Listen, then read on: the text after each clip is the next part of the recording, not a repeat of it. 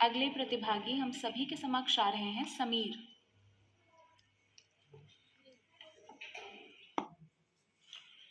जिला शामली के मशहूर शहर कैराना के रहने वाला ये छोटा सा शख्स समीर, जिसका नोडल जिला सहारनपुर है, आज आप सभी के समक्ष भारतीय संविधान के 75 वर्ष,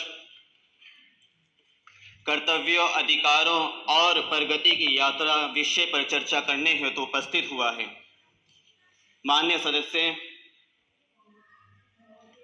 हम सभी को ये ज्ञात है, हम सभी इस चीज से परिचित हैं कि कानून की दलील है, स्वतंत्रता की मील है। कानून की दलील है, स्वतंत्रता की मील है, अधिकार है, कर्तव्य है, विचारों का अंबर है। विचारों का अंबर है। देश इसी से महान है, स्वराज भी इसी से है, महाराज भी इसी से है, ये वतन भी महान है। क्यों? क्योंकि ये भारत का संविधान है।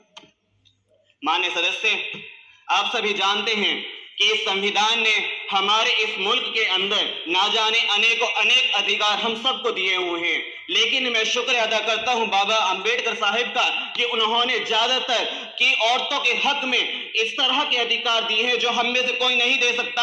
और चलिए मैं इस बात को समझाते हुए आप सभी के सामने एक बात रखता हूं कि हम सभी को पता है, हम सभी इस बात से परिचित हैं क्या कि एक मस्जिद का मौलाना एक औरत नहीं हो सकती, कि एक मंदिर की पुजारी एक औरत नहीं हो सकती, एक चर्च का पादरी एक औरत नहीं हो सकती। लेकिन इस संविधान ने हमें हमारी औरतों को ये अधिकार दिए हुए हैं कि ये एक आईएएस हो सकती हैं, आईपीएस हो सकती हैं, मैडम के तौर पर देख सकते हैं, हमारी जूरी मेंबर में मैडम हो सकती हैं, हमारी संचालकता एक मैडम हो सकती हैं। हम खुद देख सकते हैं कि हमारे इस संविधान ने औरतों को इस तरह के अधिकार दिए हुए हैं। इसी के साथ साथ सिर्फ औरतों को नहीं, पूरे हिंदुस्तान के लोगों को इसने एक ऐसे अधिकार दिए हुए हैं जिनके बारे में मैं और आप गुमान नहीं लगा सकते।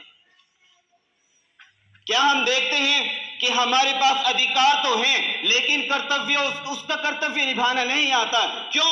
क्योंकि हमने उस चीज को ना ही पढ़ा है, ना ही समझा है। क्यों? क्योंकि उस चीज को ना ही समझना और पढ़ना चाहते हैं।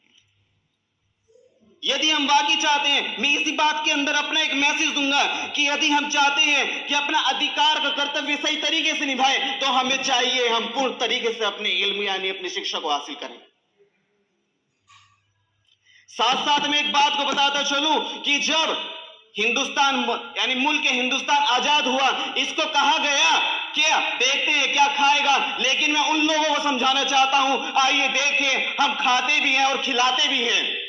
इसी बात के साथ साथ अपनी वाणी को विराम देता हूं। जय हिंद, जय भारत, जय संविधान।